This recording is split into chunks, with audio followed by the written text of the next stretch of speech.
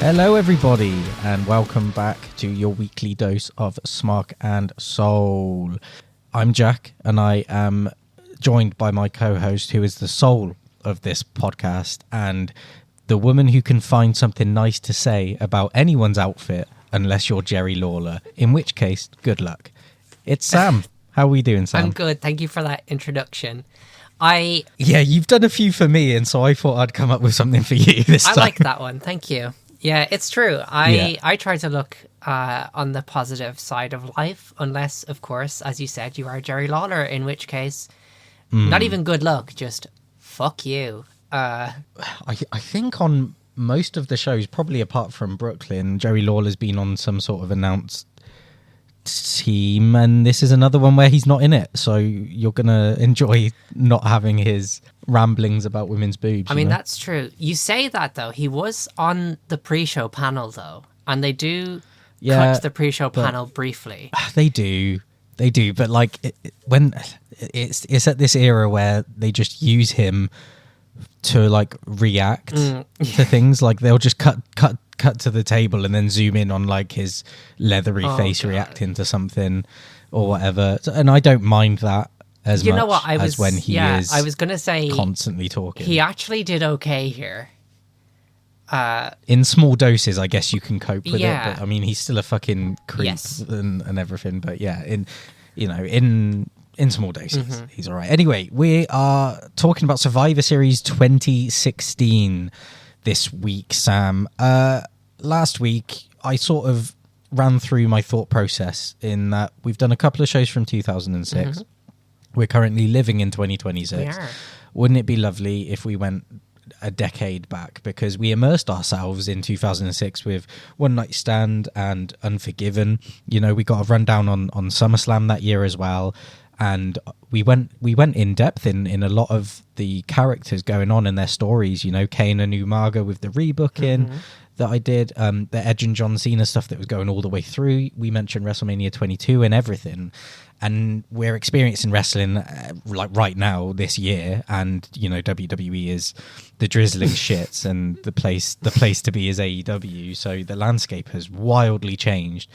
And to me, 2016 didn't feel too long ago, to be fair. Like, I remember watching the show and it was, you know, it was the first couple of years of you and I knowing each other, and we were into wrestling and watching it every week and every month and speaking to each other about it.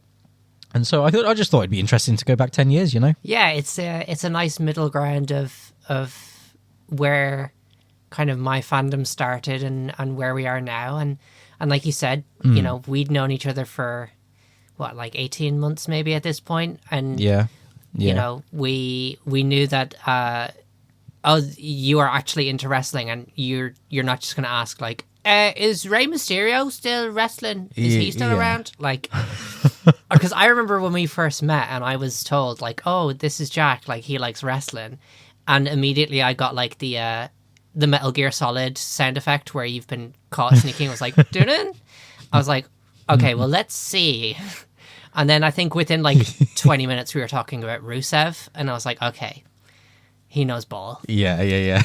So yeah, but it's funny to go back to this era, because also this is like just after the brand split as well, like that first kind of rebrand split. Yeah, they redid it in the summer of 2016, and this is the first time where they were really like, brand warfare, fantasy warfare, blah, blah, blah, because they had, obviously the headline is Goldberg Lesnar, who in 2004 very famously shat the bed in their Mania match, both left the company.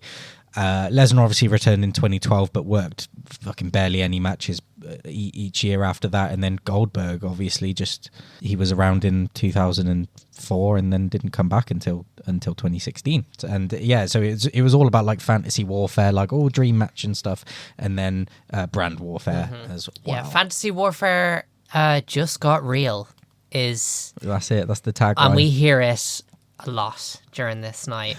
Jesus fucking Christ. So we're in the air. We're back from last week in the Air Canada Centre, which is known as the Scotiabank Arena now, I think. I don't know. I'm not Canadian. Yeah. We're in Toronto, and we have 17,143 in attendance for the 30th annual Survivor Series, and the first time the event has been in Canada since the infamous Montreal Screwjob in 1997. As we've said before on the podcast, well, probably last week even, Canadian crowds don't give a fuck about your booking plans or your faces and heels. They'll just do whatever they want. If they like the person, they like them. It's Bizarro World. Yes. How we got here, yes, WWE launched another brand split back in July 2016. Raw and SmackDown are now separate entities, again, with separate rosters, championships, and management. This is the first Survivor Series to run 4 hours, a runtime previously reserved for only WrestleMania and SummerSlam. Whether this show needed the 4 hours is another discussion. The stories that we have currently going into Survivor Series, I've picked out 3. There's probably a couple more that I could have mentioned, but we have Raw versus SmackDown is brand supremacy, like we said. We have 3 traditional elimination matches across the men's, women's, and tag team divisions. We also have title implications too, because the IC title's on the line and it could move to Raw if Sami Zayn wins, and the entire Cruiserweight division is on the line, moving to SmackDown if Kalisto wins his match. SmackDown is presented as the underdog brand right now that people really enjoy, and Raw is presented as the flagship show, which is sort of shit in the bed, and it's got all the big names in it and they get all the shiny new toys. So that's the first main story. Secondly, Goldberg's return, obviously. It's 12 years away from a WWE ring.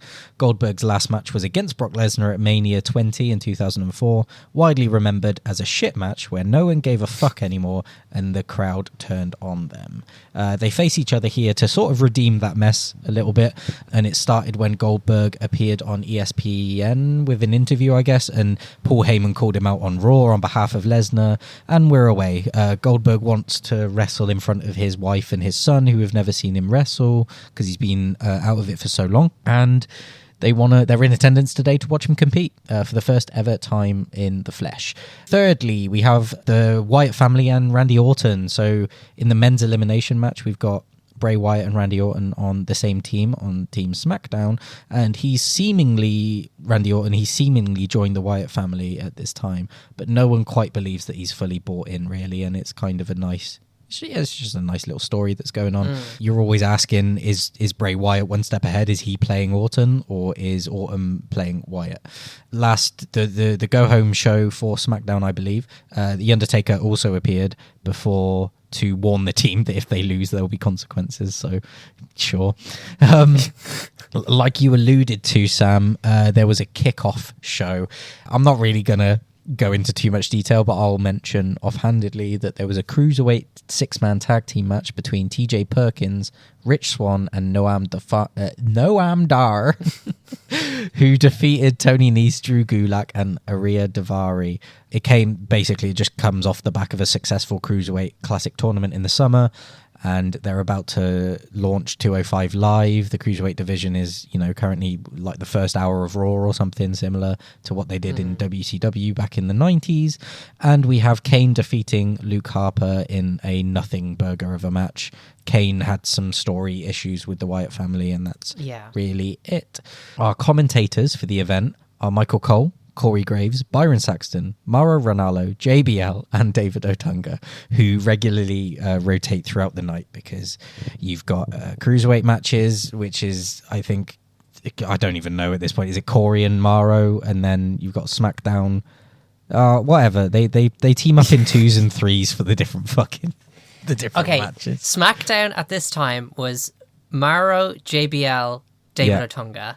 Perfect. And Raw was Michael Cole, Byron Saxton, Corey Graves. Yes. And then I think when they introduced 205 Live, I remember Vic Joseph being a commentator. Obviously, he's not on the show, but I think it was like Vic Joseph and Corey on 205 Live, maybe? Because I think Corey eventually moved to SmackDown. I don't know. All I know is that's your Raw and your SmackDown teams. So, match 1. The women's elimination match. It's Team Raw. We've got Charlotte, Alicia Fox, Nia Jax, Sasha Banks, and Bayley versus Team SmackDown, comprised of Becky Lynch, Carmella, Alexa Bliss, Naomi, and Natalya. And Natalya has replaced Nikki Bella in this match because before the match starts, we find Nikki Bella laid out backstage and unable to compete. Natalya takes her spot in the last minute. And we're left with a question, who laid her out? It was obviously fucking Natalya. I don't know why they were pretending it was going to be anything different, but they milked it for ages. It was so terribly acted as well. Yeah. Like, and Daniel Bryan is involved there. And Daniel Bryan, okay, this man has charisma coming out the wazoo. Fantastic, like, at connecting with a crowd. But I feel like anytime he's in these, like, scripted backstage segments... Yeah, you can just see that the disdain for it is seeping through his pores, and it's just such a wooden performance from him every time. Yeah, that's how we get Natalya being team captain instead of Nikki Bella, I guess. Wonderful. So the Raw women, they're a bit of a hodgepodge put together team, and they're always arguing with each other. So they start off the match arguing with each other, and it ends up in a big brawl on the inside, and Nia Jax shoves everyone down. Becky and Charlotte start working each other until Jax tags in and starts beating on Becky. Alicia Fox and Carmella both tag back in. Fox hits an axe kick and eliminates Carmella. Alexa Bliss comes in and eliminates Alicia Fox with Twisted Bliss. Naomi and Nia get into it on the outside. Naomi gets sent into the ring post and slammed onto the floor. She gets counted out and eliminated. The SmackDown team gang up on Sasha Banks, but she manages to fight back until Natalya rolls her up to pin and eliminate her. Bit of a surprise there. Charlotte chops Natalya, but Natalya comes back with a clothesline and a German suplex. Charlotte goes up top, but Natalya catches her with a sit-out powerbomb. Nia makes the save for the pin. Natalya applies the sharpshooters to Charlotte, who no-sells and hits a running boot to eliminate Natalya. Alexa Bliss and Becky Lynch argue in the ring, attempt a double suplex on Nia, who replies with her own double suplex, which was a nice little spot. Becky hits Nia with a missile dropkick. Alexa and Becky then hit an awful-looking double DDT on Nia that just didn't... Yep. Lynch applies the disarm her submission. Nia taps out and is eliminated. Nia then gets pissed off. She trips Becky, sends her into the barricade on the outside. She's rolled back into the ring. Bliss tags her, gets a big boot from Charlotte, and Alexa Bliss is now eliminated. Bayley and Charlotte now are in a 2-on-1 against Becky Lynch. Becky gives a good showing with a forearm, a Bexplex, and a leg drop off the top. Bayley exchanges forearms with Becky, a disarm her on Bayley. She gets to the ropes, then manages to hit the Bayley to belly suplex to pin Becky and eliminate her. Team Raw... That's Charlotte and Bayley win the match, and the time is 17:53. What are we thinking on this one, Sam? Everything about this match just made it feel like an afterthought. Yeah, it's a bit flat, wasn't it? Yeah, the fact it was on first as well just like made it seem like WWE just kind of wanted to get it over and done with. Like, it wasn't awful. There was like one or two sloppy moments. Like you said, that double DDT on Nia that just... didn't work out. There was a moment where Bayley misses a pin breakup on, I think it was Charlotte is being covered, and Charlotte has to kick out. But, you know, for the most part, it was technically sound, just not very interesting. And then obviously you had like those just quick fire eliminations where it's like someone takes a signature move, or people weren't even taking finishers and being eliminated, you know? Sasha got rolled up by Natalya, for fuck's sake. Yeah, exactly. Also, on the note of Sasha, I would like to introduce a new segment specifically for Sasha Banks / Mercedes Moné. Yeah. And I'd like to call this segment Wig Watch. Nice. Sasha's wig, dear God in heaven. She came out to the ring, and I immediately was like, oh God, that thing's hanging on for dear life. She had not even a 5 head, she had a 6 head going on. And then during the match, like, you could just see the clips in her hair, and it just it didn't look good. I'm glad in a sense that she got eliminated somewhat quickly, because I think if she'd have stayed out there much longer, things might have got messy. But yeah, this match was very much just like, we're doing a men's elimination match, and you know, we do value the women now, kind of, I guess, so we should probably do one for them too, shouldn't we? Yeah, okay. Just what's give the it no story? thought. Yeah, both teams hate each other. Women, they just can't get along, can they? So that was just kind of it. It was it was very disappointing. I gave it 2.25. Okay, I gave it 2.5. Wow, look at me being the bitch. I thought, yeah, like you said, it was a pretty bang average match. It was technically sound, but yeah, there was some real flat energy. I thought, yeah, it felt like the whole match was basically set up to make Charlotte and her big boot look strong. Yeah, it really was. Well, she ends up just annihilating Bailey after the match, who she's the fucking survivor with, and she just walks away with her title. And it's like, what's the fucking point? I get that they want to set up the next feud because they're both on Raw and they're going to feud for the title. But I think fans can use their own... They can make the connections. Like, they can just have them stare at each other and just walk off sheepishly or something. Like, whatever. Like, come on. You could have made it a bit more subtle. Yeah, you don't need to make Charlotte look strong. She's already won the fucking match. And I get you're trying to get her across as a heel, but it's just a wrong heel move for that moment. Yeah, it's just silly. Yeah, there are some sloppy performances and a bit of a lack of chemistry. Which we've alluded to, and I think something I noticed was there's just a big gulf in talent between the likes of Carmella and Alicia Fox, and then obviously your Beckys and Sashas and Baileys, right? And to have them all in the same match, you're basically exposing the green wrestlers, aren't you? Yeah, because we're kind of in that era here in 2016 where you've got the women's division is getting better quality wise, where you've got the likes of, you've got your Baileys, you've got your Becky Lynch, like you've got the 4 horsewomen there, but you also still have that kind of previous like Divas era still around with the likes of Nikki Bella and Alicia Fox. Yeah, because they only had the Divas title up until this year's WrestleMania in 2016, right? So they are literally only just starting to, like you said, pay respect to their women and give them more of an equal footing. Obviously, even now, it's arguable that they're not, but it's a lot better. It's a lot. No, they're definitely, but it's a lot better than it was in 1996, 2006, and 2016. Yeah. So it's slow progress, right? Anyway, we get an advert for the 2K17 video game and the Storytime show coming to the network. Do you remember the network, Sam? I do. And you know what? I watched that ad for Storytime and I was like, you know what? The network was actually pretty good.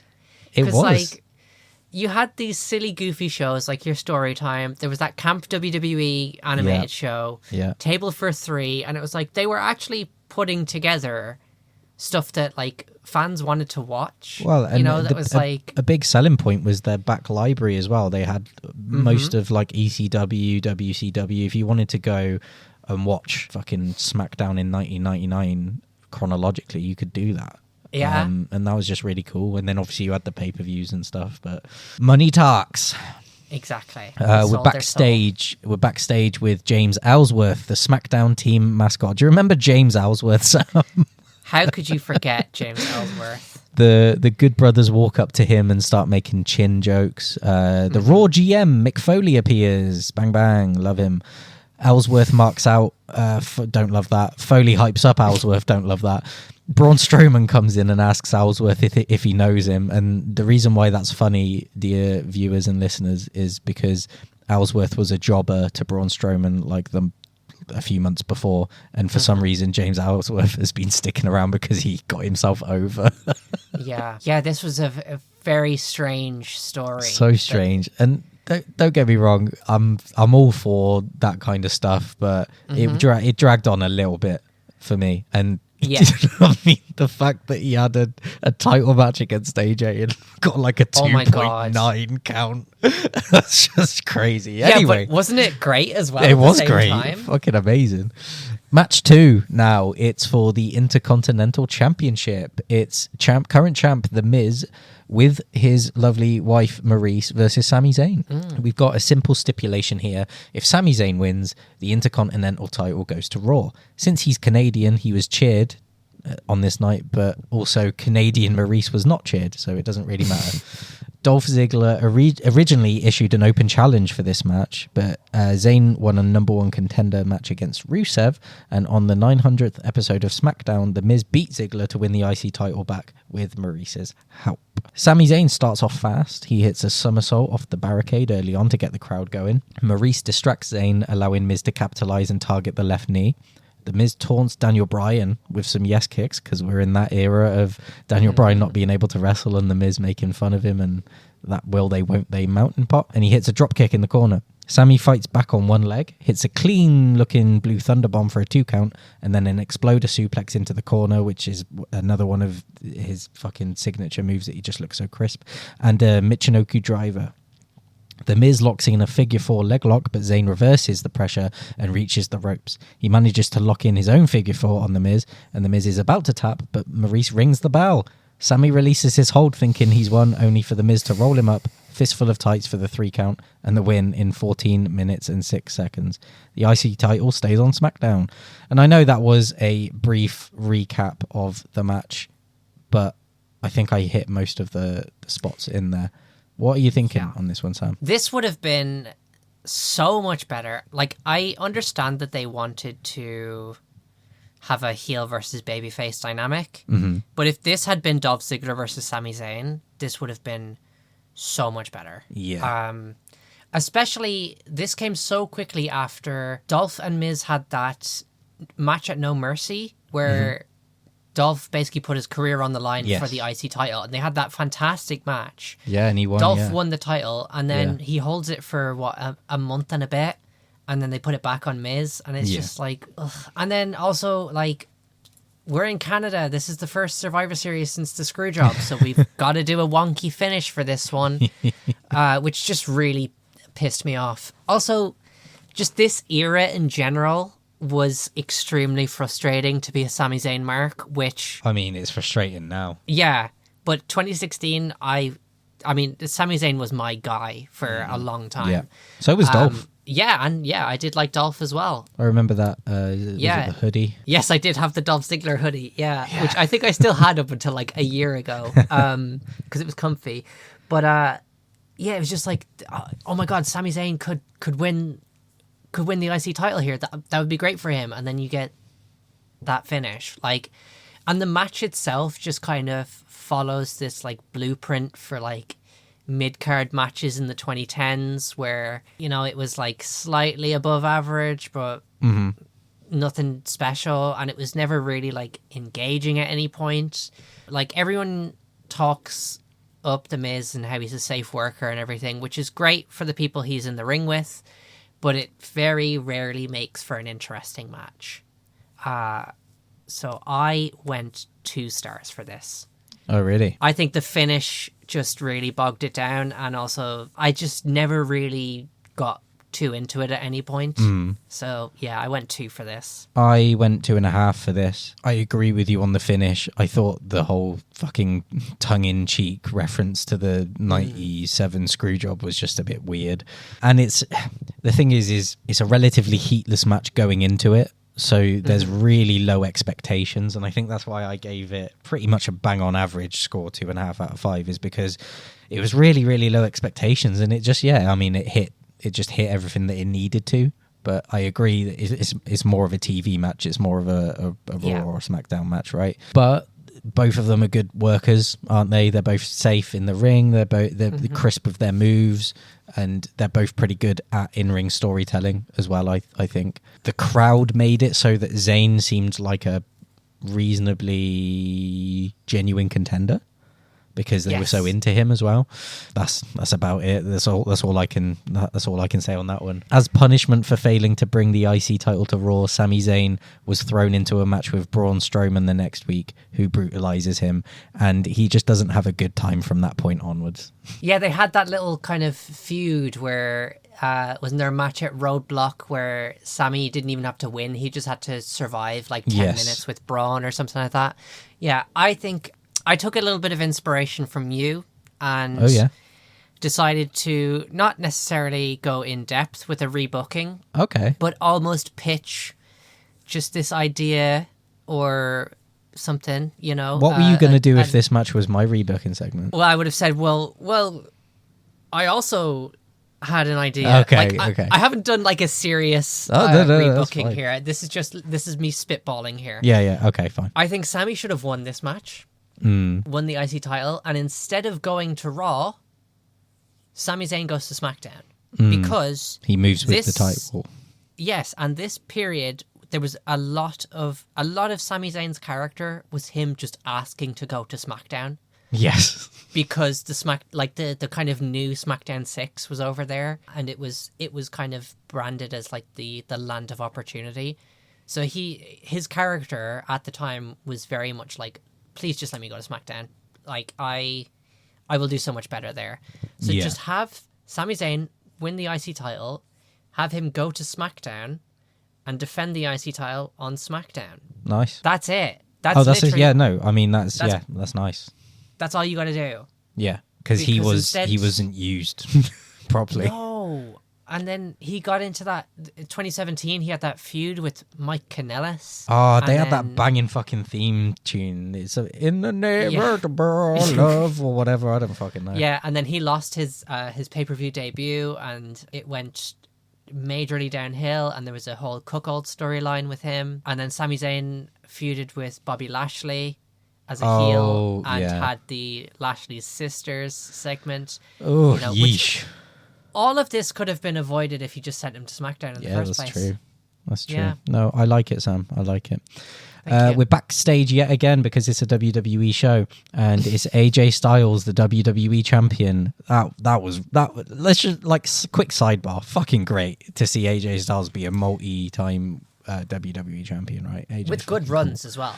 Yeah, good runs. Anyway, he's the current WWE champ, and he's backstage with Dean Ambrose, and they're both bickering because they're both on SmackDown and they're both on Team SmackDown, but they're feuding for the title, basically. SmackDown Commissioner Shane McMahon, shows up to tell them both to focus, and then Ambrose storms off. Ooh. Match 3 now. It's the tag team elimination match, and there's a lot of names in this one, so bear with. So on Team Raw, you've got the New Day. I'll just say their team names. The New Day, Sheamus and Cesaro, who aren't the bar yet. Good Brothers, which is Gallows and Anderson, Enzo and Big Cass, Shining Stars. That's Team Raw. Versus Team SmackDown, which is Heath Slater and Rhino. Hype Bros, which is Zack Ryder and Mojo Rawley. American Alpha, which is Chad Gable and Jason Jordan. The Usos, Jay and Jimmy. And Breezango, which is Tyler Breeze and Fandango. So we've got a lot of people in this match. Mm-hmm. The rules are when one member of a team is eliminated, both members go, which I appreciate. This is the first time Survivor Series has featured 5 teams, tag teams on each side since 1988.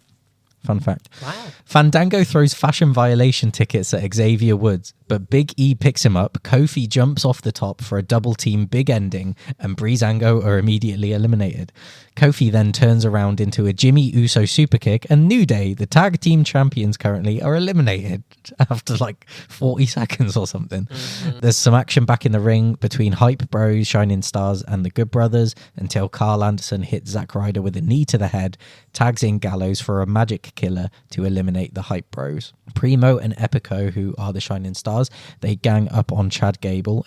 Epico hits a slingshot elbow drop for a 2 count. Primo misses a corner charge and is dumped out of the ring. Jason Jordan tags in, Gable jumps off the top with a bulldog, and Shining Stars are eliminated. Slater and Rhino battle it out with Enzo and Cass until it spills onto the outside. Slater goes up top and hits a dive onto everyone onto the floor. Jason Jordan hits a belly-to-belly suplex on Sheamus. Chad Gable hits a German suplex on Cesaro. Gable is launched over the top rope onto the other teams on the floor. Jason Jordan is then caught by Gallows and is pinned from a magic killer. American Alpha are eliminated. Heath Slater stands up to the Raw team until Rhino tags in and hits a gore to Gallows after Gallows accidentally knocked Enzo off the apron. Gallows is pinned and the Good Brothers are eliminated. Big Cass comes back in now, hits a big boot on Rhino and Slater. He tags Enzo, who goes up top for the Boom Shaka Laka Splash and pins to eliminate Rhino and Slater. The Usos are the last SmackDown team left. Jimmy hits a super kick on Enzo. Jay tags in and hits a Samoan Splash to pin and eliminate Enzo and Cass. Sheamus hits some forearm shots on Jay, followed by a rolling senton. Jay hits an enziguri, Jimmy tags in, and the Usos hit super kicks on Cesaro after he pushes Sheamus out of the way. Sheamus hits a bro kick on Jimmy, but Jay makes the save. Sheamus manages to hit White Noise off the top ropes for a 2 count. Jay with another Samoan splash off the top for a 2 count. Cesaro with a hot tag with some uppercuts, a drop kick, and a fucking 619, which he loves to do. Finish him with a crossbody block off the top for a 2 count. Cesaro with a big swing on Jay until Jimmy intervenes and hits a dive to Sheamus on the floor. Jay with a submission now to Cesaro in the ring. Cesaro escapes though and applies the sharpshooter to Jay, which is nice to see in Canada. Sheamus knocks Jimmy out of the ring with a bro kick, and Jay submits in 18 minutes 55 seconds. Sheamus and Cesaro are your survivors. Post-match, Sheamus offers a handshake to Cesaro, who just walks away without taking it. And the context there is they are one of those reluctant tag teams. They did a best-of-7 series, beat the fuck out of each other, and they went on to form one of the greatest tag teams of that few year period called The Bar. Sam, what are your thoughts? I had a blast. Fuck yeah. This match started, I was like, this is going to be trash. This match, when you see the teams that are lining up for Raw and SmackDown, this was very much Hydrogen Bomb versus Coughing Baby. Team Raw get 2 promos during their entrances. They get a promo from The New Day and a promo from Enzo and Big Cass. And also a great line from Big Cass here, because obviously they're in Canada. Canadians, they love Tim Hortons. I also love Tim Hortons. Big Cass says, "We've been sipping on Timmy Hortons all day, and Team SmackDown have had a cup of Average Joe." Loved it. Oh, bars. And there was also like some Drake references, I think, from Enzo, poorly timed. But yeah, this match was just amazing. It felt like a house show match at points, but in the sense that like it looked like every team that was involved was just having a blast. Like there was some mad spots, there was some fun spots, and then you had the final 2 of Thebar and The Usos going at it. It was great, wasn't it? In a genuinely like good tag team match. And like you were saying, like Cesaro and Sheamus, they had that best of 7 series, which was brilliant, by the way. Like a best of 7 series is something that usually you're like, I don't want to see these guys wrestle 7 times. But Cesaro and Sheamus beat the tar out of each other in those 7 matches. This was kind of when public perception on Sheamus started turning back to like, oh, Sheamus is really good. Positive. Actually. Yeah. Like Sheamus just hits people hard. And yeah. Well, the previous year, they put the fucking money on the bank on him and made him cash in on Roman, didn't they? They did. In Survivor Series 2015, right? For his latest.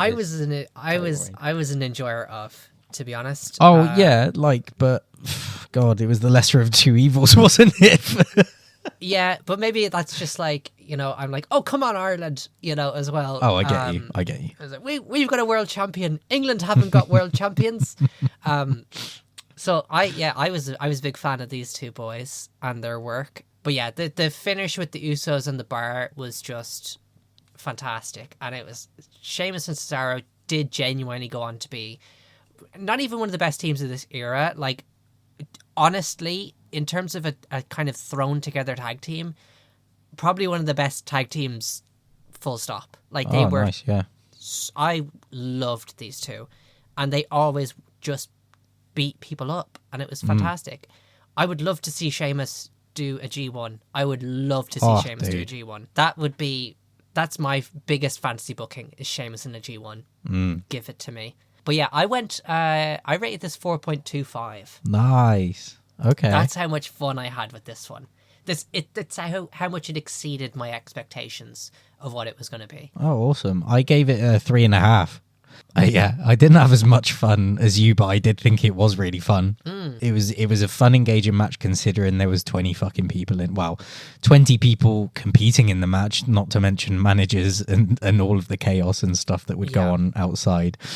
Much like you, and I know we gushed about the Bar at the time, I love the reluctant pairing of Sheamus and Cesaro.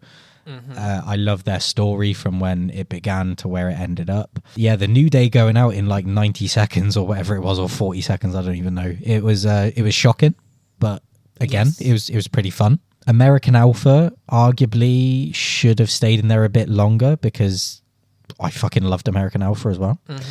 Selfish from me, you know, just like, they should have stayed in longer. Overall though, it was enjoyable, and like you said, the finale between the last two teams was almost a pay-per-view level quality match in itself, like the match within a match almost. So I like that a lot. So we're backstage yet again with Raw's Stephanie McMahon and Mick Foley celebrating because Raw are doing really, really, really well. Stephanie credits herself entirely because she is that kind of person. Sheamus and Cesaro now get a shot at the New Day's tag titles because they're so impressed. Sheamus and Cesaro didn't win their tag title match. No, but they did win the tag titles eventually. Yeah, was it at the Royal Rumble? I think, was it at Royal Rumble or was it at Roadblock? Oh, I don't know. Because I think it was right after New Day had beaten Demolition's record as longest reigning tag champs. And I think that was just after. I think just after that, was Roadblock. So I think it was Roadblock they won the titles. Maybe we'll have to do a Roadblock end of the line review. Nice. We've mentioned it a couple of times. Yeah, we have. Right, match 4 now. It's the Cruiserweight Championship. It's Brian Kendrick, the current champion, versus Kalisto. If Kalisto wins, the entire division moves to SmackDown. So those are our stakes, as well as the title. Kalisto hits a somersault dive over the top and out of the ring to the floor early on. Kendrick replies with a belly-to-back suplex for a 2 count. Each guy counters finishing move attempts and go for easy roll-ups, but they cancel each other out. Kendrick has control again with a suplex and a chin lock until Kalisto shoves him into the ring post and hits a Spanish fly off the ring apron to the floor. There is a very tepid "holy shit" chant breaking out from the crowd for that. Kalisto with a suicide dive onto Kendrick on the floor and he attempts to go up top again, but then Kendrick has him sussed out and locks in the captain's hook submission. Kalisto earns a running knee into the corner, a rolling senton, and then a seated senton to the neck of Kendrick. He hits a Salida del Sol, which I love the look of that move, and it earns him a 2 count. As Kendrick has his foot on the ropes, Baron Corbin then enters the ring for some reason and hits Brian Kendrick with a forearm to cause a disqualification in 12 minutes and 21 seconds. Corbin then hits the end of days on Kalisto and leaves. The Cruiserweight division remains on Raw. What are we thinking about this, Sam? You couldn't pay me to give a shit about this match in 2016. And 10 years down the line, I care even less. The Cruiserweight division was just this woefully booked mess at the time. You would have these long breaks in between the regular matches to the Cruiserweight matches because it took the ring crew time to put the purple tape on the fucking ropes so that they could have the Cruiserweight match, and then they would put a different ring mat on to signify that these are cruiserweights. Even the turnbuckles had purple WWE logos on them.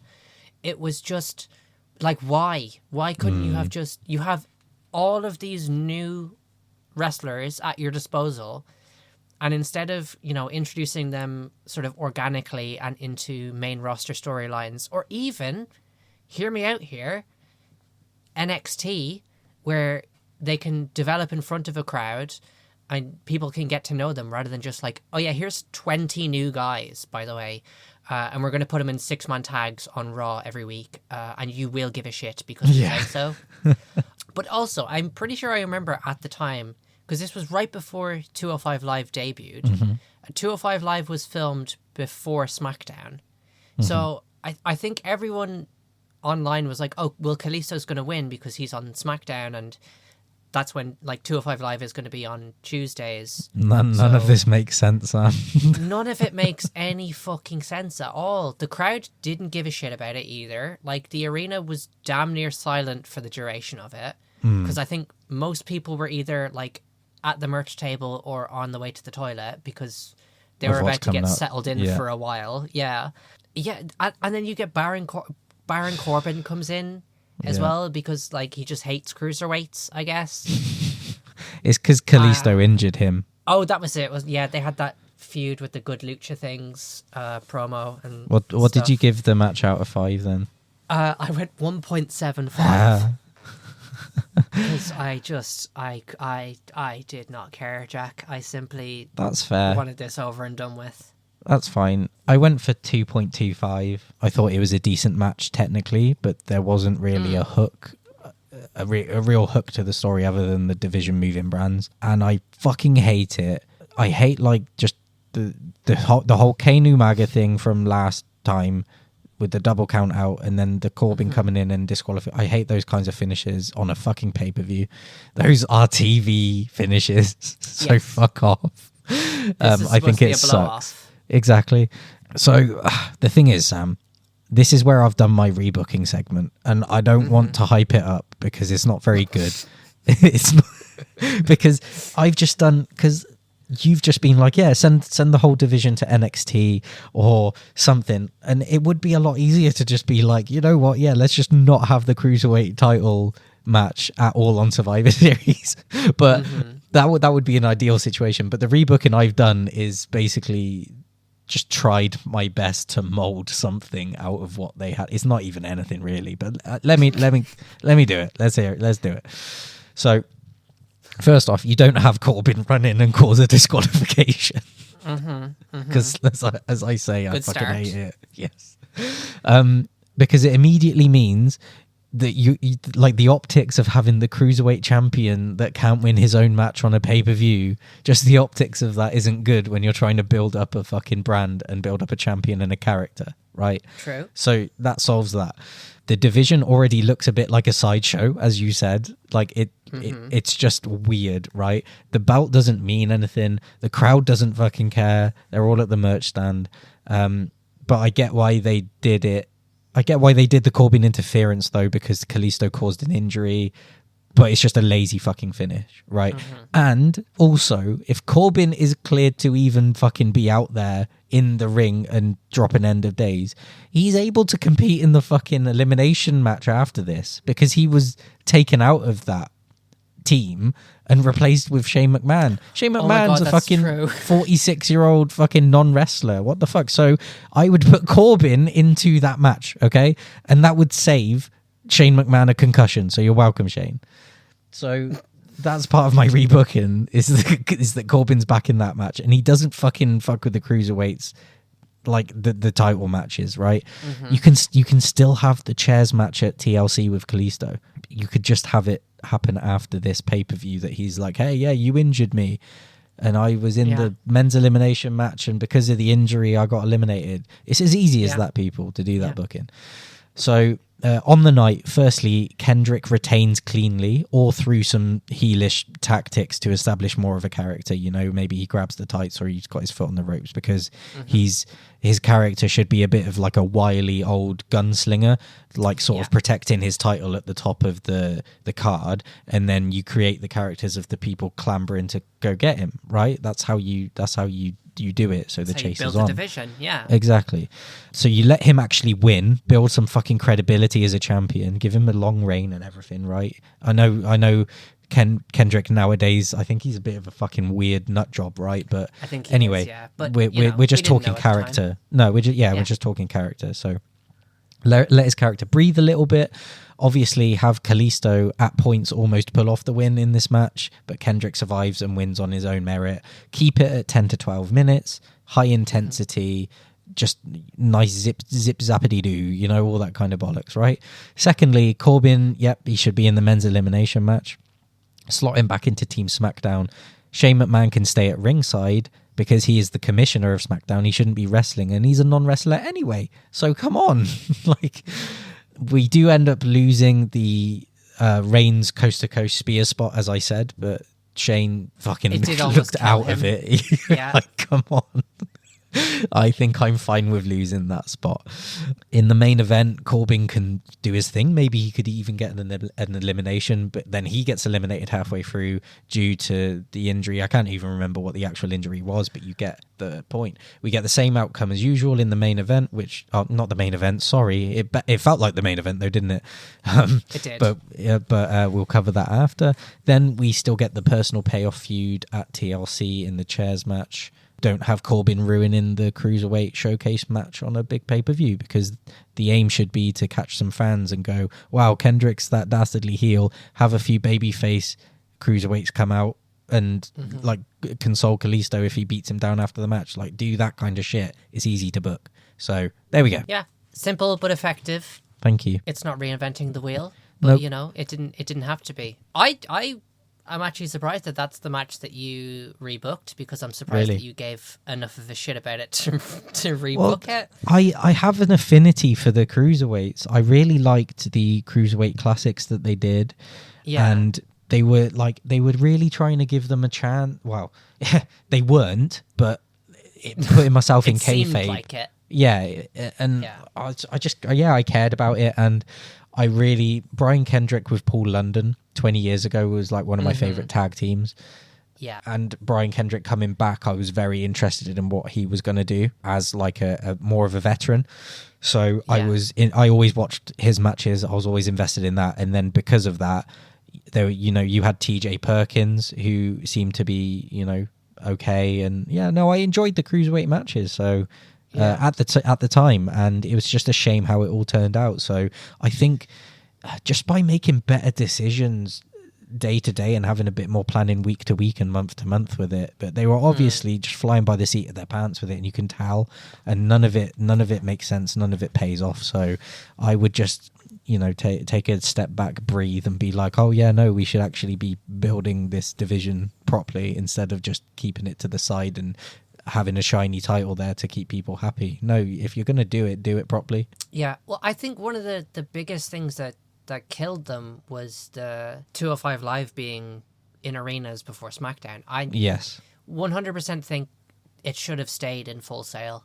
Yes. I think have 205 Live in Full Sail, because the Full Sail crowd is going to appreciate it more than like Sioux Falls, South Dakota is. Yeah, of course. Who are just there to see, and this isn't me like disrespecting people who are going to SmackDown to see Randy Orton or to see John Cena or whatever. That's what they're there to see. Like they're there to see these big stars. Whereas I think if you put 205 Live in front of that more kind of intimate crowd, there's going to be a better connection with them. And then also, like, if you're filming it before SmackDown, or it might have even been afterwards, because I think it was I think Main Event was filmed before SmackDown. Main Event or Superstars or something was filmed before SmackDown, and then I think 205 Live was filmed after SmackDown. So you've also just got like a tired crowd then as well, who have just watched a whole 2-hour SmackDown and an hour-long taping of Main Event, and it's like, oh right, so now we've got to sit through these guys that we don't really know and don't really care about either. So I think if you just taken it, I don't know, like, logistics-wise, how it would have worked. Like, obviously, it's a whole different conversation, but I think it just would have worked out better in the end for everybody. Yeah, for sure. I agree. That way. They should have been at Full Sail for the week-to-week shows, but then for each WWE pay-per-view, like the big one each month, I would have given them a showcase match. So, like, the feud or the competitors that have sort of earned the most stripes week to week get to have a match at the pay-per-view, whether it's for the title or not, and they get to tell their own story in front of a bigger crowd. Yeah, and then if they have a good match as well, people are going to be invested in that, even if they don't fully know. But at this time as well, people who were watching the main roster were watching NXT as well. Yeah, so they probably would have got better receptions on these main shows. Yeah, so all I'm saying is, give us a blank check, TKO. Oh, God. That's a big moral quandary, isn't it? Would we accept their money to fucking book WWE? Absolutely. I'm sick of looking at my overdraft. Oh, God, yeah. Anyway, we're back with our kickoff panel of Renee Young, Booker T, Lita, and Jerry Lawler, and they discuss the night's events. We also get a video package hyping up the 5-on-5 men's elimination match, which conveniently is up next. So it's match 5. It's the men's elimination match. It's Team SmackDown, AJ Styles, Dean Ambrose, Randy Orton, Bray Wyatt, and Shane McMahon, for some reason, versus Team Raw, which is Kevin Owens, love you Kevin, Chris Jericho, Seth Rollins, Roman Reigns, and Braun Strowman. It's a fucking star-studded match, right? Let's just take a second to fucking... Yeah. Apart from one, looking at you, Shane McMahon. So, Team SmackDown's mascot James Ellsworth arrives first in the arena. Shane O'Mac is out next, who is also the commissioner of SmackDown. and for some reason is in this match. I'll keep fucking saying it. Shane must pose. Yeah. Next is Randy Orton and Bray Wyatt, who enter together to the Wyatt's theme, which was interesting.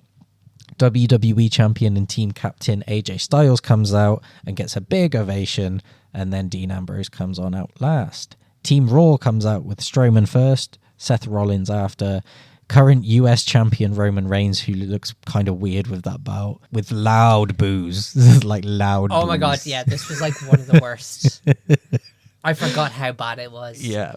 Jericho then comes out to huge cheers because he's Canadian. Last in was Universal Champion Kevin Owens, who again is Canadian and again gets loud cheers. So AJ Styles and Kevin Owens face off, champ versus champ. Yeah. Jericho and Owens hug to a huge ovation. Yeah. That's pretty fucking cool, isn't it? Yeah, awesome. Love it. Rollins and Styles face off. Then Styles brings in Ambrose, who obviously has history with Rollins, and they've wrestled a lot in the summer of 2016, so they've got a lot of chemistry together. They both go for a finisher, but they each get out of it. Jericho is tagged in again and has a go at Ambrose for just destroying his 15k jacket. Both guys exchange slaps, kicks, and other assorted wrestling moves. Nice. Shane McMahon tags in. Yeah, Shane. Woo! He hits Here a comes flying. the money. He hits a flying back elbow on Jericho. Jericho replies with a dropkick. Rollins tags in and suplexes Shane. Reigns then tags into thunderous boos and hits a running clothesline on Shane. I fucking love it, man. It's so funny. It's the way that the arena just completely changes as soon as he gets in the ring. Ambrose and Owens both tag in, both hitting clotheslines on each other. Ambrose hits a weak suicide dive onto Owens on the floor. Owens hits Ambrose with a kick back in the ring, and Ambrose fights off a pop-up powerbomb attempt. Strowman tags in, and all guys enter the ring. All 10 guys go at it. Everyone gets their shit in until Ambrose and Styles end up bickering again. Ambrose then takes down Styles, his own fucking teammate, for fuck's sake. Ambrose, come on. Because he's wacky. He's crazy. He's crazy. Shane McMahon breaks it up because he's the commissioner. He's like, boys, you stop. But Styles gives Ambrose a receipt.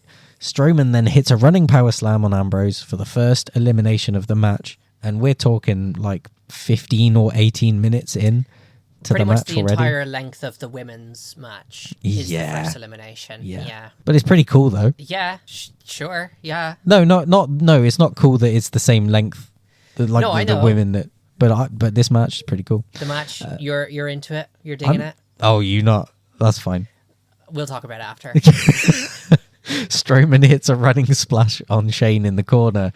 He shoves Styles over the top and onto the floor and counters an RKO attempt. Bray comes in and stands up to Strowman, so we've got some ex-Wyatt family drama there. Jericho then enters and tells Strowman he is the captain now. Strowman gets rid of Jericho and attacks Bray to send him out of the ring. Strowman clears the announce table until an RKO out of nowhere from Randy onto the table comes out of nowhere because it's Randy. It was, and it's out of nowhere, yeah. It is out of nowhere. Bray Wyatt and Randy Orton work together to set Strowman up on the table. Shane O'Mac climbs the turnbuckle and hits a fucking flying elbow drop onto Strowman and through the table. Fucking hell, Shane. Because of course he does. Oh, God. The crowd gets back into the match now with some "this is awesome" chants. The ref finally starts a count because there's not been a count yet. Styles rolls Shane back into the ring. Strowman stirs and manages to get ringside at the count of 8, then 9, but then couldn't get back into the ring at 10 despite trying. Strowman is eliminated via countout, and it's revealed that James Ellsworth was holding Strowman's foot from under the ring. I did enjoy that. Strowman chases Ellsworth up the entrance ramp, catches him, and then chucks him off the stage into a nearby table. Jericho and Owens team up on Shane back in the ring, leading to a 2 count. Jericho hits a lion salt. Shane gets his knees up, but Jericho doesn't sell it and then hits a codebreaker on Shane. So awkward. Orton gets back into the ring and gets a codebreaker for his troubles too. Jericho then slowly covers Shane, who kicks out at 2. Styles tags in and locks Jericho in a calf crusher submission, but Jericho fights out. Styles hits a running forearm on Owens to send him off the apron and sets up Jericho for a Styles clash, but Owens runs into the ring with Jericho's list clipboard and conk style in the back. Owens hits a pop-up powerbomb on Styles for good measure, but Owens is disqualified from the match. Another elimination. Jericho freaks out about his list. Styles tags in Orton and hits an RKO on Jericho to pin and eliminate him. The Raw co-captains are now eliminated within a minute of each other, and Reigns and Rollins are now the final Raw 2 against 4 SmackDown guys. Because this is a long match, Sam, how are we feeling so far? It's had its moments so far. I don't understand why Shane McMahon is still in the match. I don't understand why he was in the match at all. If Dolph Ziggler, he lost the title on Tuesday, so he's freed up. Why couldn't Shane McMahon, right? Listen now, and this is serious, okay? So no laughing. This is not a laughing matter. Yeah, no, okay, fair enough. Shane McMahon. Yeah. You realize, Mr. Shane. I almost said Mr. McMahon, but that's a very different conversation to be had. Yeah. You're in a ring against Universal Champion Kevin Owens. Yeah. Multi-time world champion Chris Jericho. Yeah. Former world champion Seth Rollins. Yeah. Current United States champion Roman Reigns. Yeah. And an absolute Mack truck of a man in Braun Strowman. Yeah. Would you not look at that as a 46-year-old man, go, hold on, Dolph Ziggler is free now. Yeah. Who 2 years ago was the sole survivor on his Survivor Series team. Yeah. That's pretty good. Should we put him in the match instead? No, actually, no, lads. Honestly, it's grand. No, he's I'll got be it. fine. I can deal with this. I'm Shane McMahon. So it just doesn't. It just makes Team SmackDown look a bit weak. That they have to get. Could you imagine Mick Foley lining up for Team Raw? It's the equivalent though, isn't it? It pretty much is, yeah. So I don't, and I don't get why Shane didn't go. He wasn't watching the show and going, "Oh, Corbin's back." He just hit an end of days. He's looking in good shape. Come on, come back in. He looks angry as well. He'd be ready to go. Yeah, right. Baron, God. I need to speak to you. Yeah, get in there now. Good lad. I'm too old for this. There's been some good moments, like you said. I do think the elbow drop through the table onto Braun was cool. Yes. It was, it was executed well. I did like Braun's elimination with Ellsworth. I thought that was funny. And, there's been some fun story beats. I enjoyed the infighting between AJ and Dean, though. Yeah. Because I think that kind of put over the WWE Championship storyline that was going on of we're on the same team, but you have the world title and I want that and I hate you for it kind of thing. So, it's had its ups and downs. That's what I'll say so far. That's cool. Orton hits a power slam on Seth Rollins. Bray tags in and hits a running splash on Rollins in the corner. Orton sets up and executes a superplex on Rollins. Reigns gets the tag back in, hits punches on Styles, knocks Bray off the apron and hits a Samoan drop on Orton. Then another, this time on Styles. Styles counters a Superman punch with a kick to the head. Shane tags in, hits a DDT on Reigns and clotheslines Rollins. Reigns is sent into the ring post and Shane sets up a coast-to-coast, only to be met halfway by a nasty spear from Reigns, the one we were talking about. Shane is pinned and eliminated. So the doctors look over Shane, who we assume has suffered a concussion of some sort, and is helped to the...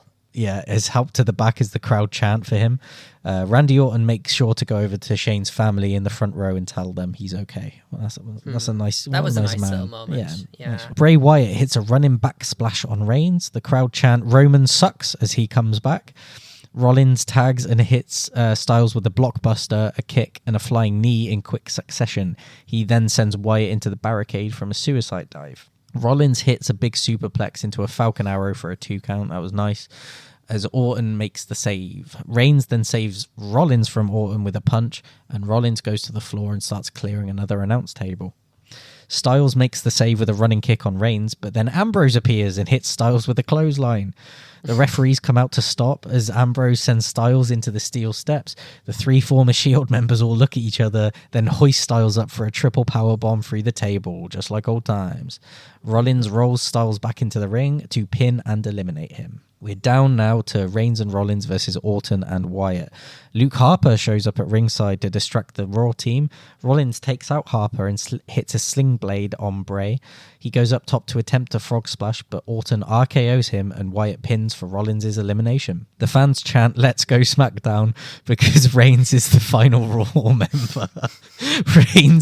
Reigns sends Bray into the barricade at ringside, a drive-by dropkick on the apron, then a spear to Harper on the floor. Back in the ring, Reigns fights out of a Sister Abigail attempt with a Superman punch, goes for a spear, but Orton moves Wyatt out of the way to take the spear himself. Wyatt capitalizes with a Sister Abigail on Reigns to pin and win in 52 minutes and 50 seconds. Your survivors are Randy Orton and Bray Wyatt. JBL on commentary screams "Raw wins" and then catches himself and corrects it to "Raw wins is what everyone wanted to say, but SmackDown Live wins." What are your thoughts, Sam? A quick note on JBL. He was at his fucking worst during this show. Anytime Byron was on the commentary rotation alongside him, he was just taking shots at Byron. Yeah. Just kind of like unnecessarily as well. And then Corey Graves would kind of team up with him at times and both pick on Byron, which I thought was a bit mean. Okay, so here's my thoughts. I know, a minute ago, it sounded like I was very down on this match. Yeah. I'm not. I did actually enjoy this match. Yeah. There was some massive moments, and overall it was fun, but it didn't need to be an hour long. No. I think if this match had been 35 minutes and it cut down, because there was in between these like high spots and big moments, there was a lot of downtime of just kind of like, I'll do a move. Okay, now I'll do a move. Now I'm going to punch kick you. Okay, well now I'm going to punch kick you. There was a lot of that. I think if they'd have cut down on that, I would have rated this higher than I did. Yeah. It was good, just too long. I think there was a sense of dread in the arena when it went to 2v1 and Reigns was the one. And, Bray Wyatt at this point kind of had a track record of being beaten in big matches. So I remember watching this live and being like shocked that Bray got the pin. Yeah. And I was like, oh my fucking God, are they actually going to do something with him? And they sort of did. They sort of did, and then they didn't. much didn't. Yeah. And then they did again. And then they didn't again. But yeah, this was kind of that, because as you were saying with Randy and Bray, the story with them was kind of like, well, is he actually like devoted to the Wyatt family? Is he using them? And him taking the spear for Bray to get the pin kind of solidified, like, oh my God, Randy is like a Wyatt family member, and they did at TLC win the tag titles as well. Luke Harper was always very suspicious of Randy, which played into the story going forward as well. Should have been added to the WWE title match. He 100% should have. But anyway, there was some really good story beats in this. I think sometimes there was a little bit too much like patting on the back of being like, oh yeah, look at these little, sometimes it kind of felt like a Marvel film. Okay, I get you. There was a bit of a car crash element to it, which was enjoyable as well. I went 3.75 for this because, like I said, it was good. I still enjoyed it. I have my issues with it as well, but the good parts much outweigh the bad parts. So I said 3.75. I think that's fair. Yeah, no, that's more than I thought based on your review. I my thought scathing analysis. Yeah. I'm being a real bitch today. I'm sorry. No, you're fine. I went for 4.25 out of 5. I was thoroughly sports entertained, as you like to say, when something's kind of schlocky in wrestling, and it's like, oh yeah, no, it does scratch that certain itch. And 4.25 for me. There were lots of different sort of interconnecting stories, and lots of. I know they rely a lot on like history between performers and stuff, but there was a lot of that as well. Especially the Shield. Yeah, of course. Oh my God. Lots of star power, like it's star-studded. Potential future rivalries and the excitement at the time of what could come out of it as well. Yeah. Some nice callback spots with the Shield stuff, some nice fresh-ish spots. But yeah, like I agree with you that it might be sort of 15, 20 minutes too long.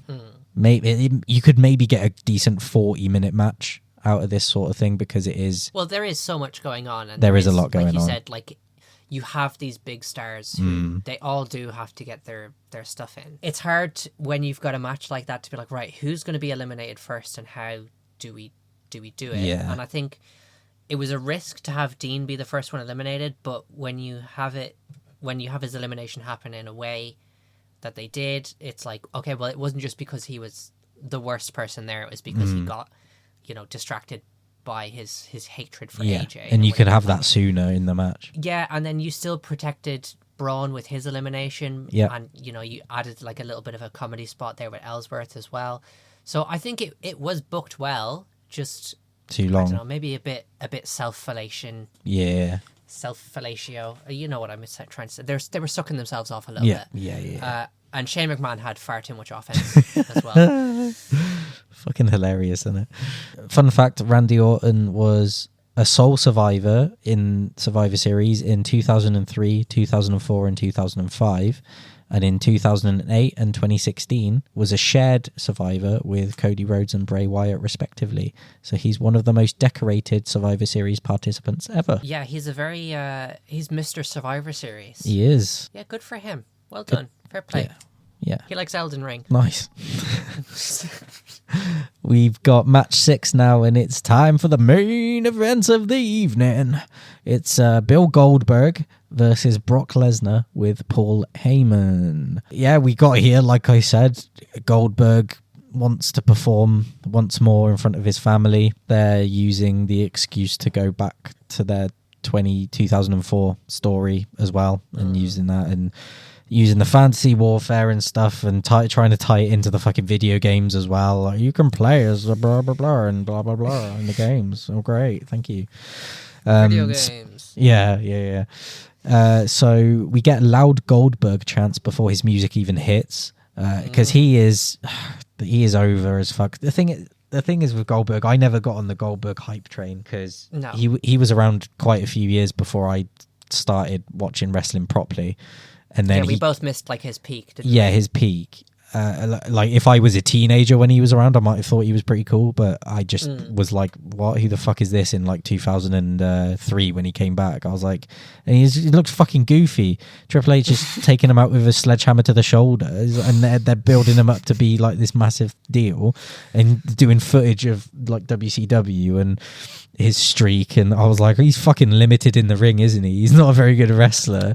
How the fuck is a guy that popular? Like, I know you wouldn't ever say Hogan or The Rock or Stone Cold were the greatest wrestlers, but they're a lot of people's favorite wrestler, and they defined eras and stuff. And I just don't think Goldberg is I think Goldberg thinks he is that, but he's not. Anyway, oh, he definitely does. Yeah. I'm talking more about this match because, guys, this match is fucking like 80 seconds long. So the bell rings, Lesnar backs Goldberg into the corner, Goldberg shoves him back, and Lesnar takes a butt bump. He gets up, but spear! Goldberg hits a spear out of the corner. Lesnar gets up again, and another spear. Lesnar is hoisted up for the jackhammer, and Goldberg pins Lesnar in 85 seconds or 86 seconds, depending on your timings. The fans are stunned, and the announce desk freaks out. The crowd chants loudly for Goldberg, and he goes over to celebrate with his wife and his son. Heyman gets into the ring, also stunned, and tends to Lesnar. Bill Goldberg brings his son into the ring, who is for some reason shirtless now. Yeah. And he thanks the crowd and walks up the ramp to end the show. Yeah. What are we thinking, Sam? What are we thinking? 10 years have gone past since this, or almost 9.5 years have gone past since this match, and I still don't know what to think of it. No, like, it's a very divisive thing, isn't it? Yeah. On one hand, it's this big, it's a spectacle and a big moment, and it did genuinely at the time. I remember it shook the core of the wrestling world. It did. Because immediately after it happened, everyone had something to say about it. Yeah. It was one of those moments where people were either like, oh my God, this is amazing. Like, we've never seen anything like this before. And to be fair, we hadn't. Like, a main event of a Big Four pay-per-view match going, less than 90 seconds. We'd never seen that before. I think it did kind of open the doors for more of these kind of like main event squash matches to happen.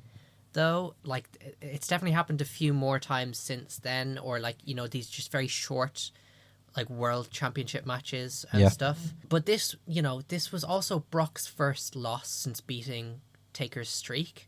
Yeah. And he lost to a guy who was visibly gassed after his entrance. Yeah. Like, Goldberg was dripping with sweat after his entrance and, like, breathing heavily after his entrance. He was not in great shape, so it was probably for the best that this match didn't go along at all. Yeah. In terms of a rating, I went NA for this. I couldn't give it a dud because I was like, well, it's not a dud. It wasn't like this botch-filled mess. Yeah. But also, it's like, how do I rate this? And I was like, well, you rated Jerry Lawler versus Taz 3 stars, so maybe do the same here. And I was like, well, no, because it's different. Yeah. Like, this was such a huge moment, whereas Jerry Lawler Taz was 2 commentators having a 30-second wrestling match. This is Lesnar Goldberg. So I'm sat here now, even just like, what the fuck was that? I still don't know. Jack, tell me, please. Speak some sense to this. I'm scared. I gave it a 2.5 out of 5. I had to just go down the middle for it because I depending on what day you catch me on, I could say that it was fine or I could say that it was the wrong decision. Yeah. It's one of those weird ones, man. Like it was a cool moment. Like looking at the show as a microcosm, which we should do to a certain extent. It's a really cool moment. It's a shocking moment. The crowd are going fucking nuts. They're happy. There's just positivity, and that's always good, and just nice like vibes and everything from everyone, and that's pretty good. But Goldberg hasn't been around for ages. He's nearly 50 years old at this point. You did just have, if we're talking big 4 pay-per-views and everything, Lesnar basically just squashed Ambrose in a shit match at Mania. Yeah. And he basically squashed Orton at SummerSlam, only to be then squashed by Goldberg. Yeah. Like, the optics of that aren't great. So, yeah, looking at it from like a smarky point of view, where it's like the benefit of hindsight and everything, and everything that happens in early 2017 as well, with taking the title off Owens, and for some reason them putting the title on with the Mania match, which just didn't need to happen at all. It didn't. I thought that was a real kick in the teeth, because you could have built up Owens versus Jericho for the Universal title then like a lot better, and they just had a fucking shit match for the US title in the like mid card of that Mania, and that was just it's such a damp squib. You could have done so much better. You could have made a proper star of Owens, Jericho having a bit of a sunset in his career still, but he's still up there. You could have really 9 years ago. Yeah, well, yeah. Fucking hell. But you get what, like, it's just, man, it's with all that hindsight, it is a bit disappointing, but looking at it on the show, it's like, oh my God, wow, fuck, yeah, wow. Yeah, it is, definitely, yeah. Well, it's like, I remember us going to Walkabout to watch WrestleMania 33. Yes. And Lesnar Goldberg coming on, and the two of us were so sour over Owens losing the Universal title that we were both I think we both just stood there cross-armed, just like, whatever, while everyone else around us was like, oh my God, he speared him through the barricade. And it's like, looking back on it now, it's like, yeah, it was a fun, like, 3.5 minute, like, just car crash of a match, and we were probably just being too, like, cool for it. Yeah. But yeah, it was just this whole stretch of Goldberg, even up at, like, this went up until last year, basically, when Gunther retired him, and he wasn't happy with his retirement because he thought he deserved more. And it's like, no, you didn't though, really, did you? He was Braun Strowman with a bit more longevity. Like, that's really it. Bret Hart was right. Like, Bret Hart was right. You ended Bret Hart's career so that we could have you squashing the Fiend in Saudi Arabia. Squashing the Fiend, exactly. Yeah, like, what the fuck? Yeesh. and nearly killing the Undertaker in Saudi Arabia as well. Exactly. You know, but he could probably get away with it in Saudi. I mean, we know what those lads are like. Oof. But yeah, you know, it sent the people home happy. Like you said, the crowd did go mad for it. Like, they were off their feet and you know, it was that huge shock. Like, I remember going online the following day, or, you know, I think I even probably stayed up late that night just to be like, what are people saying about this? And I think Sam Roberts dropped like an emergency podcast talking specifically about it and just like the repercussions of it and what this all means and everything like that. Like, isn't it sad? It genuinely. Sorry to cut you off, Sam, but isn't it sad that the wrestling journalists from 10 years ago are now just WWE shills? Like, yes, I used to love Sam Roberts. Yeah, he was all right. And then you had, like, Rosenberg guy was okay, but then he just completely went right up WWE's asshole. Anyway, sorry, continue. But yeah, it was just this genuinely sent the wrestling world into a frenzy. Yeah. For months. It is like, you can't undermine how massive this moment was in 2016. Like, this was Brock Lesnar, the guy who beat the streak, the guy who then at that SummerSlam in 2014 demolished John Cena, then, you know, beat the Undertaker again, demolished Ambrose, demolished Orton, was basically like unstoppable, and then Goldberg beats him so quickly. Yeah, it was just, when you have someone tear through all your top guys. yeah, and it really kind of drove home the reliance that WWE had on, like, part-time guys at the time. Yeah. Because there was no one else on the roster that was going to do that to Brock. Like, Roman wasn't going to do that to Brock. Seth wasn't going to do that to Brock. Isn't it Shane crazy, McMahon, though, that, like, this is going to be Brock's last year in the business, and he was still part-time for 10 years after 2016, after coming back in 2012 as well. Yeah. Crazy. 14 years of just showing up whenever. He should have just returned in 2012 and done, like, I don't know, the like 2 or 3 matches a year until like 2018 or 19, around the time, or maybe around 2020 when Drew took it from him. That should have been the end. That should have been the end of Brock, is when Drew took the title from him. Yeah. Yeah. Because since then it's just been kind of all over the place. He's not, like, for 6 years now. What the fuck has he done? Nothing. I mean, he's put over Cody Rhodes, but Cody's a megastar anyway. It doesn't really matter. I don't even think he lost to Obafemi at Mania, didn't he? And put his boots in the ring. Yeah. But I think Obafemi would have been a made man without Lesnar. I think if Obafemi had beaten Lesnar in, like, 2018. Well, when these ideas get into the zeitgeist sort of thinking of wrestling fans, they act like it's already happened anyway. So when Oba stands up to Brock and whatnot at the Rumble or on a random Raw or whatever, then the fantasy booking in your head has already made the connections, and you've already probably associated with him with being a bit of a star and being the next big thing, the next Brock anyway. So, I mean, yeah, you probably could have had the match without that. For sure. I mean, you would have had another monster anyway for Oba to beat and overcome if Brock did retire like 6 years ago. But anyway, enough of that. What was your overall show rating for this one, Sam? I went 3.5 for this one. Oh my God, samesies. Wow, look at us. Wow. And I thought I was being a bitch today, but it turns out you're just as big a bitch as I am. I think 3.5 is fair, though. I think that's that's a good score. Yeah, there was some, you know, you had the SmackDown and Raw tag team match. You had the men's elimination match, and then you had just a lot of, like, as well. Yeah. You know. Now, the question on everybody's lips: who was my best dressed and my worst dressed of the night? Yes, please.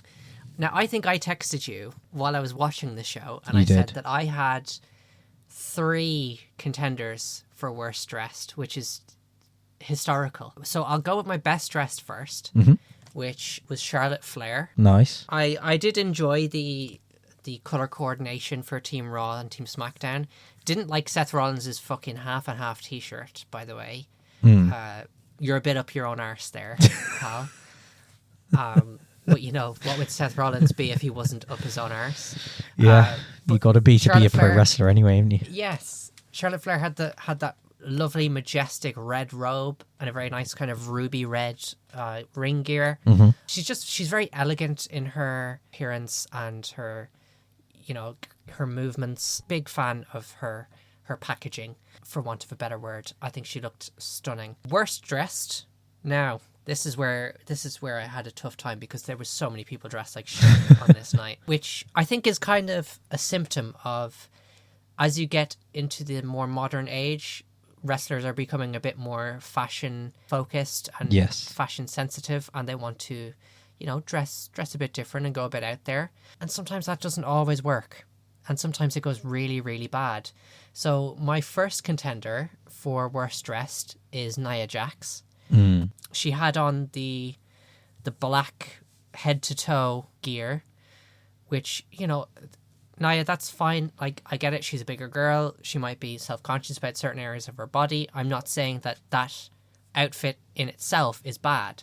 I just think that the execution of it sometimes is bad, because the gear itself, it was just grey and black. There was no red on it, which I think would have been better. And she just kind of had the Raw t-shirt like thrown over her, like they just gave it to her before she went out and went, yeah, stick that on. And then she also had this really bad eye makeup on as well. It was just this really like blotchy looking black eyeshadow that then went into like a nose contour that just looked awful, and it just made her eyes look like too dark. Yeah, wasn't a fan of that at all. Up next, we have Jey Uso, who went for these grey, stone-washed, distressed skinny jeans in their tag elimination match. Because the Usos had just recently kind of donned this character of, they'd gotten rid of like the shiny shorts and the face paint, and they were cool now. Yeah, they were day one-ish. And, it was, for them at the time, it was a great gimmick change. Like, it's... Yeah, welcome to the Uso Penitentiary. Yeah, it was great. It you can point to that being the reason maybe why Jey Uso ended up becoming main event Jey Uso. For better or for worse. Too far. Yeah, but it is soon, a massive change for them. Sorry. That's why, I don't watch that shit anymore, so I don't care. But this just... Yeah, to wrestle in these skinny jeans, like I said, the stone wash with like the rips in them, it just wasn't a good look. And last, but certainly not least, was the Brian Kendrick, who came out in galaxy print leggings. Yeah, and we've discussed this before. What my feelings about galaxy print, your feelings about galaxy print, and. It never looked good. Galaxy print never fucking looked good, okay? But he paired that with just some, like, plain black boots and then his purple jacket. It was all just a hodgepodge mess. And just, lads and ladies, do better, okay? I'm expecting more from you. So those are mine for this week. I think that's my most in-depth review of the fashion on the show. It is, but I enjoyed it. I felt so passionate about it this time around. I can tell, especially about Nia Jax. I feel like she shouldn't have even been a contender. She was the one you had a lot to say about her. Yeah, maybe. I think, okay, Nia Jax worst and Jey and Brian Kendrick honorable mentions. Yeah, nice. Gold medal for Nia. Sorry, darling. Sam, what are we doing next week, please? So, Jack, I'd like you to pick a number. Oh, here we go. Between 1 and 3. 1. 1? Jack, what if I told you that it didn't matter what number you picked, because I have already decided beforehand, and I just wanted to do for the sake of a gag. Oh, okay, fine. Next week, get your passport ready, baby. Oh. We are leaving North America entirely. Oh. We are moving to a different continent. Yeah. We are going to surround ourselves in controversy. Oh. We are going to Saudi Arabia next week. Fuck. We are going to be watching Crown Jewel 2018. Oh, fuck. This is the one where Shawn Michaels made his long-awaited in-ring return. Not that one. Oh, God. Alongside Triple H versus the Brothers of Destruction. We also had the finals of the WWE World Cup. Oh, not that, because... Oh, fuck my life. Okay, yeah. So we're gonna have a lot to say. Oh baby, I was really racking my head before picking this. I was like, what show do I want to do next? I can't go back to 2006. That's too predictable of me. I need to think outside the box. And I was like, hold on a second. We've just watched Brock Lesnar versus Goldberg. What does Goldberg remind me of? Saudi Arabia. Okay. There What's we go. a bad Saudi Arabia show? What's a really bad Saudi Arabia show? Oof. Let's pick this one. So, yeah, that's where we're going next Nice. week. Well, not nice, but yeah. Righto, guys. Thank you very much for listening to the latest edition of the Smart and Soul podcast. We'll be back next week reviewing Crown Jewel 2018. I've been Jack. And I've been Sam. See you later. Bye.